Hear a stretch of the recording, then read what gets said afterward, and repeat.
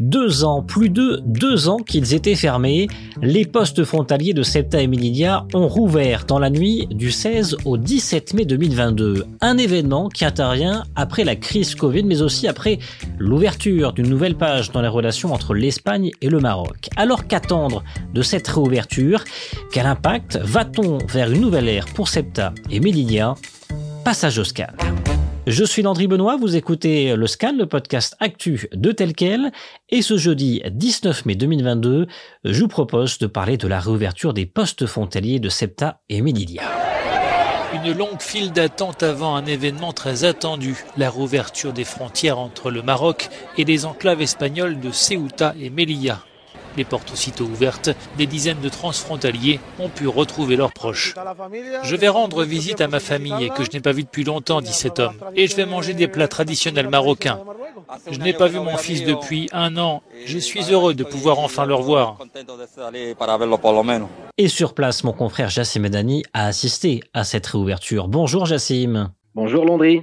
Vous avez assisté à la réouverture des postes frontaliers de Ceuta et Melilla. C'était dans la soirée de lundi à mardi 16 et 17 mai. Elles étaient fermées depuis le 13 mars 2020 en raison de la pandémie de coronavirus. Quelles images vous ont marqué lors de cette réouverture ? Je dirais c'est les premiers Marocains résidant à Ceuta qui, pour leur plus grande part, n'avaient pas rendu visite à leur famille de l'autre côté de la frontière durant ces 2 dernières années. Donc, avec tous les problèmes qu'on a connus, ça a commencé avec la pandémie du Covid, puis les tensions qu'ont subi les relations bilatérales entre le Maroc et l'Espagne sur fond du dossier du Sahara. Et donc, parmi ces gens, il y en a qui nous ont déclaré qu'ils allaient juste rendre visite à leurs proches avant de retourner le soir même à Ceuta. Certains iront en taxi, d'autres en mobilette ou même en trottinette électrique, puisque c'est devenu un petit peu à la mode. Et puis, il y a aussi les automobilistes, chacun son histoire et chacun comment il a pu, on va dire, gérer la situation de blocage loin de sa famille et de ses proches. Mais je garderai cette image d'un jeune sceptique à qui on a demandé qu'est-ce qui lui a le plus manqué ces dernières années. Et là, il nous répond que c'est la gastronomie marocaine et l'atmosphère conviviale qu'il retrouve à chaque fois qu'il va à Tétouan ou à Martil ou à Mdir. Donc l'ambiance sur place, Jassim, elle était quelque part à la fête ? Oui, on peut dire ça. Franchement, une ambiance bon enfant, ce qui contraste avec la situation de chaos qu'on a connue à Bab Ceuta il y a quasiment 1 an, jour pour jour, lorsque un afflux massif de candidats à la migration clandestine avait pris place devant le poste frontière, en amont, bien sûr, du poste frontière de Bab Ceuta. Et avant d'arriver, les autorités marocaines ont mis 2 barrages à l'entrée des 2 artères principales qui mènent sur place. C'était procédurier, on va dire dans le calme et la bonne humeur de part et d'autre, que ce soit pour ceux qui rentrent à Ceuta ou bien pour ceux qui en sortent. On a même entendu des you-you pousser, donc disons que l'ambiance était plutôt festive et joviale. Jassim, tout le monde n'était pas concerné par cette réouverture. Vous avez l'ensemble des travailleurs réguliers à Ceuta et qui résident dans les villes avoisinantes, que ce soit Fnedar, Mdir, Martil ou bien Tétouan. Eux, ils attendent leur tour pour que leur date d'autorisation à entrer soit effective. Ça va être pour le 31 mai prochain, sachant que les autorités espagnoles ont annoncé leur intention d'imposer une nouveauté et ce sera un visa spécial pour aller rejoindre leur lieu de travail. Moi, j'ai pu m'entretenir avec le responsable syndicaux, que ce soit du côté de Ceuta ou bien de Melilla. Ils m'ont expliqué qu'une infime partie d'entre eux dispose d'un contrat toujours valable, alors que la plupart de ces travailleurs transfrontaliers ont vu leur contrat professionnel, on va dire, résilié par leurs employeurs. Ce qui fut bien sûr l'une des conséquences de la crise du Covid. Donc c'est le principal problème qui reste en suspens et ces travailleurs refusent pour le moment de dépendre d'un nouveau visa d'entrée car pour eux, leur carte professionnelle constitue un visa en soi.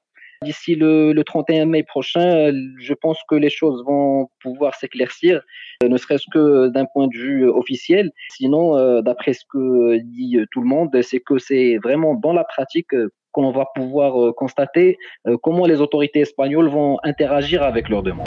Cette fermeture des postes frontaliers de Ceuta et Melilla a été lourde de conséquences. Bien avant la pandémie et la crise entre le Maroc et l'Espagne, en 2019, les autorités marocaines avaient, souvenez-vous, décidé de donner un coup d'arrêt à la contrebande, véritable poumon économique pour les 2 villes, où le taux de chômage frôlait déjà les 30%. Ajoutez à cela donc le Covid et les tensions diplomatiques. Les dégâts sont encore visibles aujourd'hui, Jassim. Ce que l'on peut toujours dire, c'est que la fermeture des frontières terrestres a plongé la région dans une sorte de marasme économique. C'est dû à l'absence d'entrée et de sortie, bien sûr. Alors, les commerçants ont été touchés, le secteur du transport, bien évidemment. On a une ville comme Fnedr qui a été presque vidée et beaucoup d'habitants ont dû retourner dans leur région d'origine, du manque, bien sûr, d'activité économique. La fermeture des frontières a eu un effet économique néfaste ces 2 dernières années. Et dans son reportage intitulé Réouverture de Bab Septa, un ouf de soulagement, mais pas pour tout le monde, disponible sur telquel.ma, Jassim Adani nous dit également que l'esplanade de Bab Septa a fait peau neuve et que l'espace réaménagé inspire une volonté de rompre avec certaines images du passé. Avant l'ère Covid, souvenez-vous, la grande place voyait passer quotidiennement une moyenne de 30 000 personnes. Et bien désormais, exit les interminables flots de marchandises importées en contrebande, mais toléré de facto. Jassim, en 2019, les autorités marocaines ont donc décidé de donner un coup d'arrêt à la contrebande. Est-ce qu'on peut dire que cette réouverture des postes frontaliers signe bel et bien la fin de la contrebande et des femmes mulées? On peut le dire, parce que justement, ce qu'il faut savoir, c'est que cette réouverture ne concerne pas du tout la marchandise. Elle concerne simplement les personnes. Et ces mêmes personnes sont interdites de transporter des produits, quels que soient ces produits-là. Donc, on peut parler d'une fin de ces scènes un petit peu terribles et tristes qu'on voyait durant des dizaines d'années. Les frontières de Ceuta et de Melilla ne sont plus destinées à importer des produits venant de ces deux enclaves, oui. Et pour rappel, selon des estimations des autorités marocaines, l'activité de contrebande via Ceuta et Melilla totalisait chaque année un manque à gagner entre 6 et 8 milliards de dirhams. Plus de femmes mulées, plus de contrebande, on croise donc les doigts. En attendant, un vent de changement a déjà soufflé sur la région nord avec plusieurs projets, notamment en guise d'alternative de cette contrebande, FNIDEC, qui s'est doté d'une zone d'activité économique inaugurée en février dernier.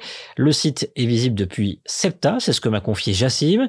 Il prévoit la création de plus de 1000 emplois directs pour un investissement de 200 millions de dirhams.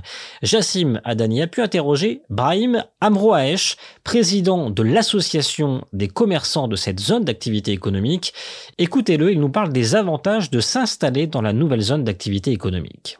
لاغيفي ديال المارشونديز المكمل اللي كيوصل ملي كنديروا حنا الديكلاراسيون ما كتعطاش الديكلاراسيون كديرها تقريبا واحد ساعه ونص ساعات تكون تسالات المهمه ديال لاصوانه بعدا فهمتي كتكون تسالات واحد الاقتصاد في الوقت اللي كبير اقتصاد في الوقت بدا في الوقت ملي كتدخل الوقت راه كاين مع الوقت كيسوى الفلوس. Actuellement, l'agroalimentaire et le textile sont les deux activités de cette zone. Sur place, la construction de près de 80 entrepôts est déjà prévue. 8 sont actuellement opérationnels. اللي راهم خدامين نقول لك 8 يكونوا 8 يا عاد بدينا كل محل كيخدم تقريبا شحال 8 10 الناس ولا 8 10 مع المستقبل يكون اكثر. نقولوا دابا حنا كنهضروا على دابا حتى المساحه راه صغيره فيهم واحد 360 في الواحد 360 متر كاري. وي 360 متر كاري راه ماشي تسمى ديبو ولا شنو كيتسمى اش كتسمى ديبو شوروم ولا كيف غادي يحسبوا على حساب لاكتيفيتي اللي عنده. Jassim, on l'entend bien avec cette zone d'activité économique, c'est donc une volonté des autorités de formaliser le commerce et de mettre en place tout un écosystème formel.